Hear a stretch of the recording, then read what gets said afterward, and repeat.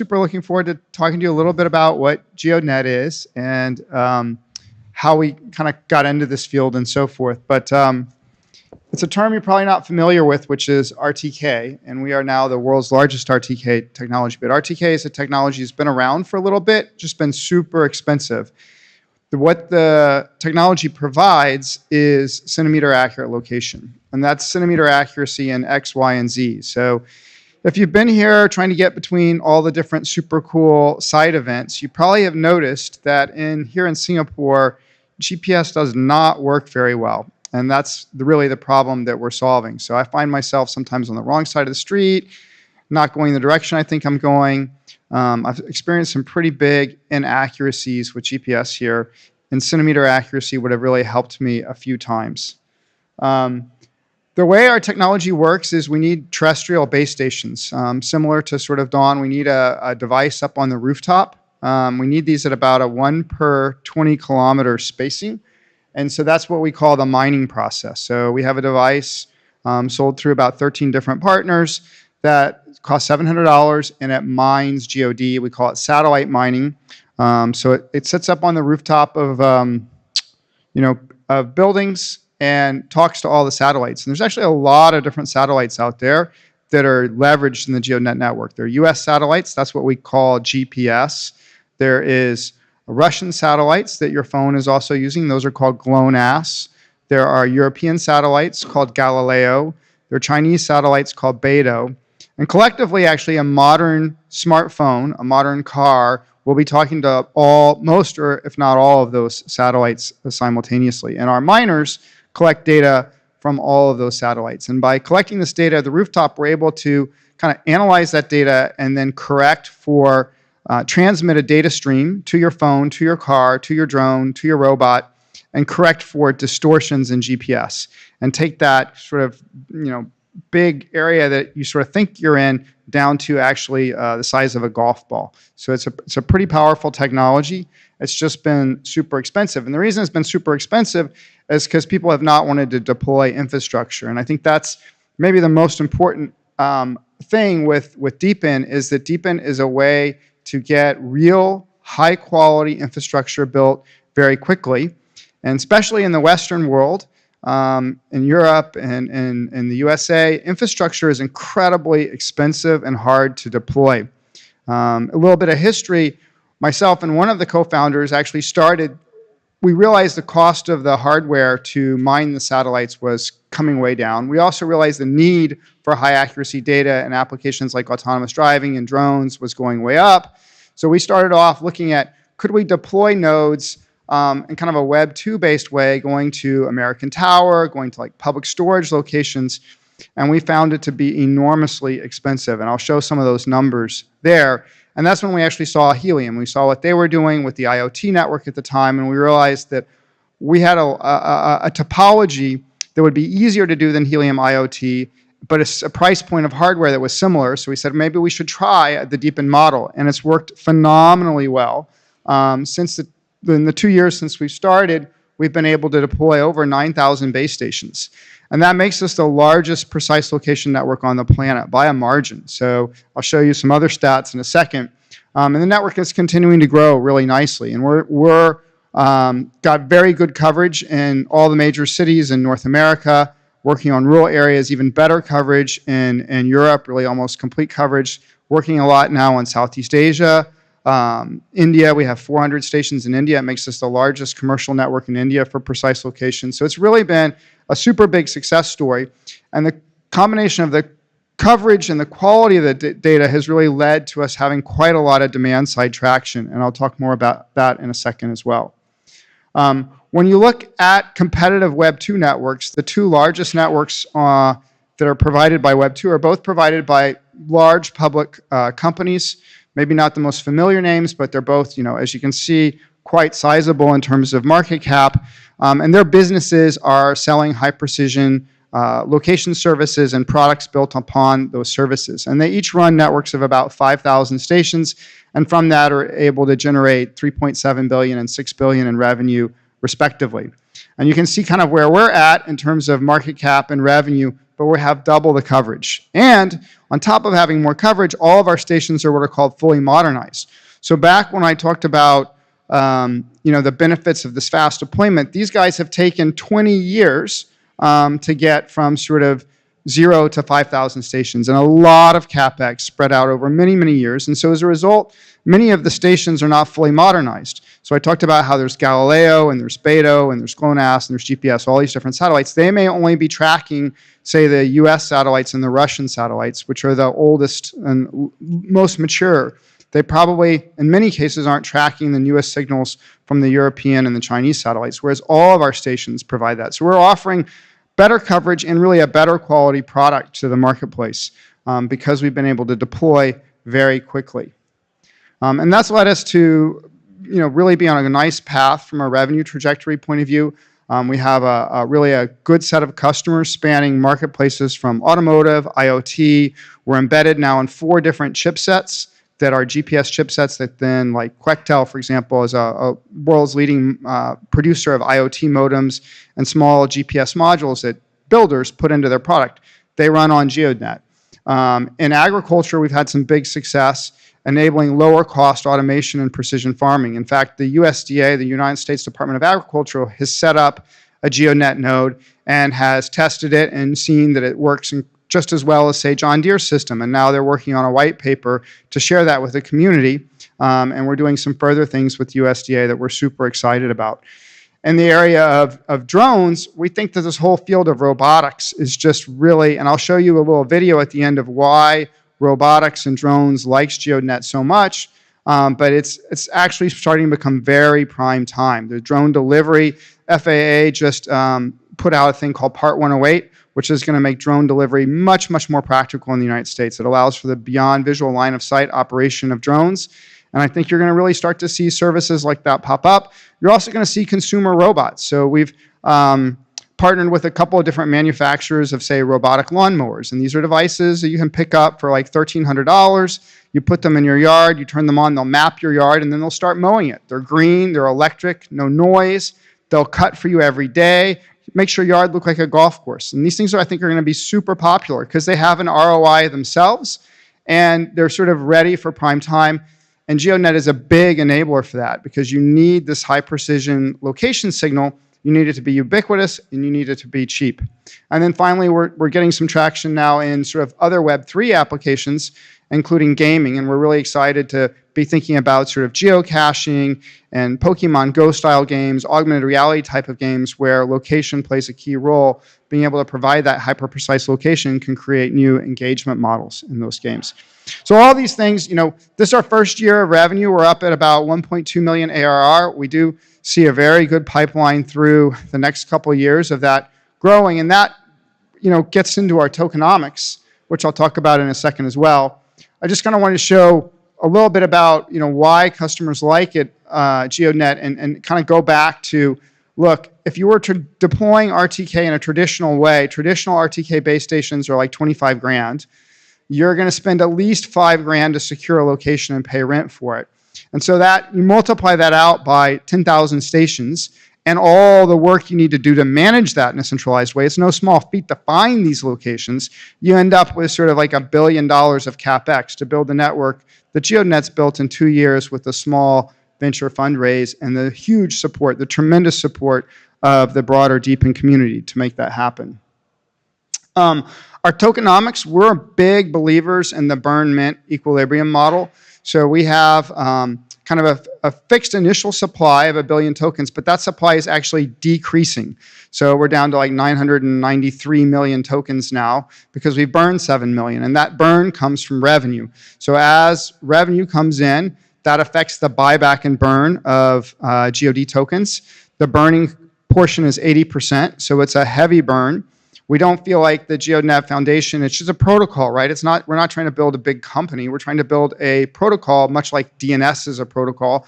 It's a way for people to, create coverage for high precision location. It's a way for people to distribute high precision location services and do that really fundamentally in a very decentralized protocol way and accrue as much of the revenue that comes in through that process back to the token through the buyback and burn mechanism. We have a new device coming out that is going to bring Geodnet to automobiles. This device, if you were a Grab driver here in Singapore, I highly recommend it because there's a lot of problems with GPS here. You can put this on your car without changing anything on your phone if you have Android. You don't have to do anything, and your position on all your apps, from the Uber app or the Grab app to Google Maps, will be replaced by the Geodnet location, which is going to provide you lane level accuracy, much more precision in terms of where you are relative to the turns you need to take, get you tracked through tunnels, into parking garages, a lot of stuff like that. And the other benefit is it's going to earn some GOD token rewards to help us prove out coverage and perfect our overall algorithm suite that includes both the RTK coverage, but also some of the post-processing tools that we use. So this device is landing, and it'll let people who maybe don't have a rooftop also participate in the Geodnet ecosystem. It's a $150 device, mounts on your roof. Another benefit of it is it has a secondary antenna that kind of repeats the signal, and so that can improve the performance of devices that don't even have any software connection to Geodnet. So a good example of that would be, for example, a dash cam. Maybe your dash cam is not earning the rewards you'd like because of GPS errors. Well, you can put this on your roof and it will improve the performance of the dash cam as well. So I want to give, we're talking about high performance location. I think a lot of times it's kind of fuzzy as to what that means. So this is just a cool little video here, if I can make it play. Maybe click one more time. Well, the video is not playing, but I can tell you what it shows. It shows basically this little robot going in a circle, and this particular one is not the version of the video I wanted to show. The video I wanted to show shows the phone GPS making a very ragged circle that doesn't look anything like a circle. It looks like just basically noise, and the Geodnet device making the perfect circle. But you can see from this, this is the GeoPulse app. So you can see the precise location coming in on the app, and you can see basically completing a circle very accurately. If you do that with regular GPS, it doesn't look like anything like a circle. It looks like just kind of a hairball, because that, regular GPS is accurate to sort of 2 to 3 meters. This is accurate to 1 centimeter. So it's just an order of magnitude difference in performance, and is a real enabler for robotics. So some of the different things that we're working on at Geodnet, of course, there's the classic miner that's providing the coverage. There's the car-mounted device that I was talking about. We're also using Geodnet now to help other DePIN projects work with proof of location. So because these satellite systems are decentralized themselves, you have the Russian ones, the Chinese ones, the US ones, the European ones, they don't coordinate with each other, and there are signals that come down from there that no one knows before they come down from these satellites. So we can use that to make a hash that makes an extremely sort of state-level security proof for location. So when a device runs an algorithm through Geodnet, we can prove that location in a way that's incredibly difficult, basically impossible to spoof. So we've partnered up with Wingbits to help them. One of the big things in the ADSB networks that Wingbits is building is that they really need to know where the ADSB receivers are. So we're working on that device with them.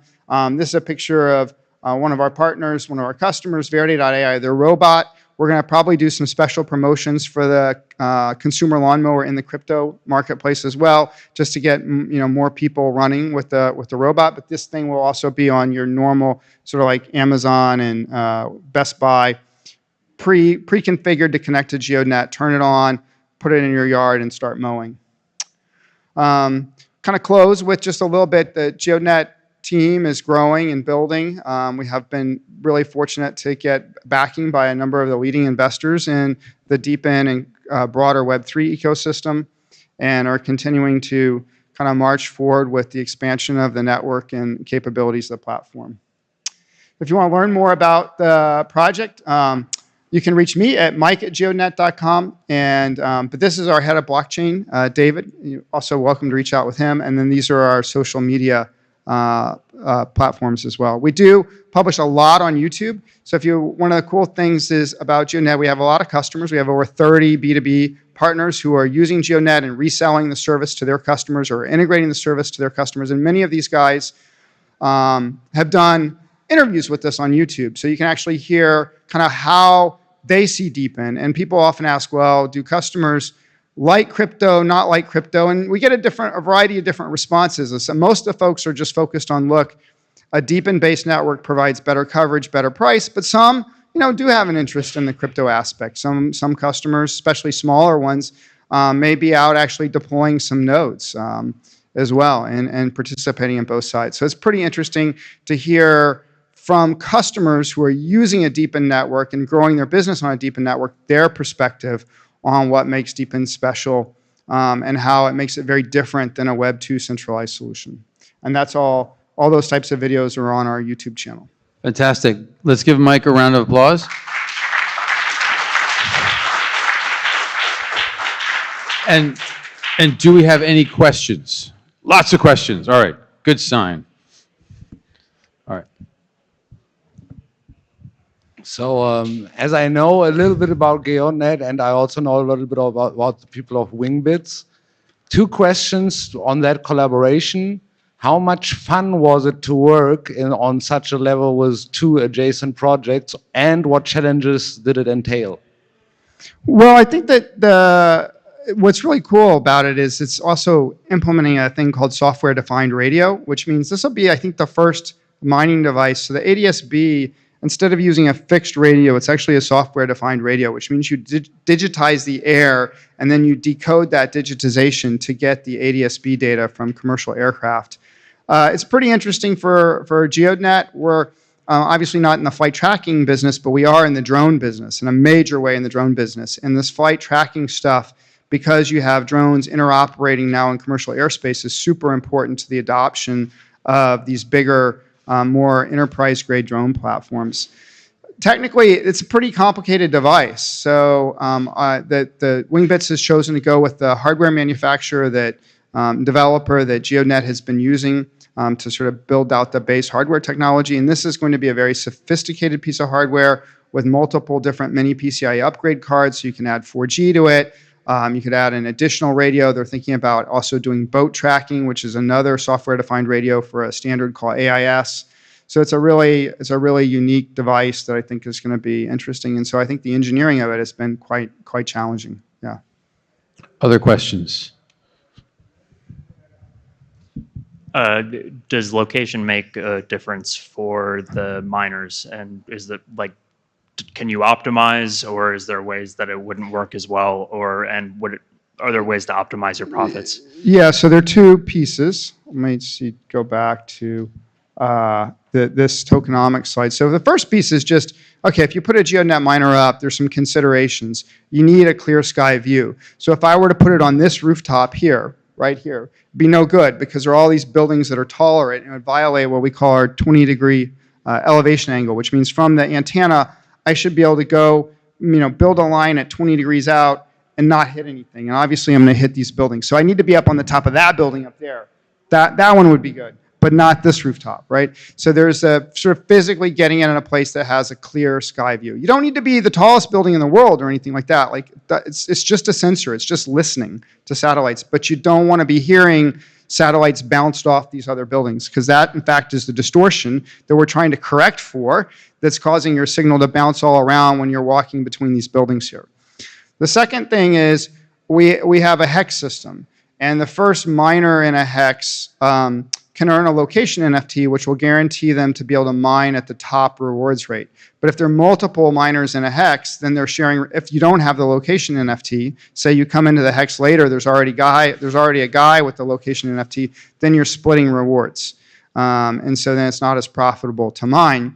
We do that, so we use a lot of different pieces in blockchain to try to really make the network be well structured, because that's what customers will pay for. They don't want to pay, they're not going to pay for a bunch of money for 500 nodes in Singapore. They're going to pay for a network that's got 2 or 3 nodes in Singapore because it's very small, and then nodes in Malaysia, and nodes in Indonesia, and nodes in Vietnam, right? So we use the combination of location NFT, and then we use staking to create higher reward zones to try to build the network in a way that's responsive to creating an even coverage that's required to go to market. Hi, I mean, great presentation, and you're one of the inspirations for all the DePIN projects building as an actual proof that real value can be created with DePIN, or actually in this case, location use cases. So my question is on the actual fundamental of the business, which is the rewarding. How do you avoid the problem of the token equilibrium plague that Helium has reached, that the token went too high, too fast, and then it crashed? So how do you make sure that the Geodnet tokenomic participants are not getting slashed and leading to burn into this ecosystem? Well, I think we borrow some basic concepts from the Web 2 world in this, which is if you look at networks like Airbnb or Uber, they grow up a little bit of supply, then they grow up a little bit of demand, they grow up a little more supply, a little bit of demand. They don't try to grow all the supply in the first 1 year of their project, which I think can lead to a situation where there could be too much token inflation, or if you're in a speculative bubble, then you have this massive market cap because you have all these unlocked tokens, and then when the revenue doesn't come as quickly as you had hoped, and the speculative bubble ends, then the token price crashes. So we have a kind of incremental token emission schedule that does have a halving to it, and we're trying to constantly kind of build up revenue in parallel, and it's a bit conservative. Like I think initially people looked at our tokenomics and thought it was way too conservative. We wouldn't get the supply side, and I think we could be growing the supply side faster given the amount of interest we have in it. But the other thing I think is very important in blockchain projects is you don't change the tokenomics every day, and I feel some DePIN projects, I mean, it's tricky because they want to optimize, right? But I feel like there's some projects change the tokenomics too often and make them, every little move in the market, every new idea they have, they change the tokenomics for. And that's not great because it's very far from Bitcoin. You think about Bitcoin, it's one simple schedule that's been there from day one, and it'll never change. And I think that provides a lot of predictability and makes it much more of a protocol to do it that way. So in some cases, we'd like the supply to grow a little faster, but we're not going to just randomly change the protocol because I just don't think you can do that consistently because you change it one way and then you tweak it another way. I mean, I don't think that works. It's my opinion anyway. Definitely agree with you there. So thank you. Let's give a round of applause to Mike and Geodnet.